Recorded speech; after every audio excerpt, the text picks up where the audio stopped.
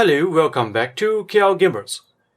Today I will show you guys how to configure RAID for the Asus TUF Z390 Plus gaming motherboard. As you can see, we have the 9900K processor running at 3.6 GHz. We have 16 GB of DDR4 RAM as well. From the storage information here, we can see 2 units of the Force MP510 SSDs. We will need to set them as RAID drives. How do we do that?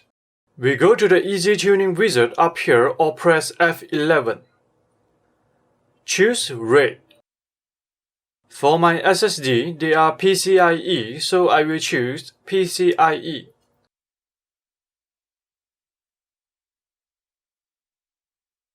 Then there is this option where you want to easy backup or super speed function.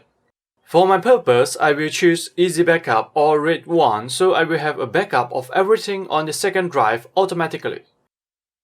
Yes. So now we will have only one drive visible to us and the other SSD will be a backup drive automatically.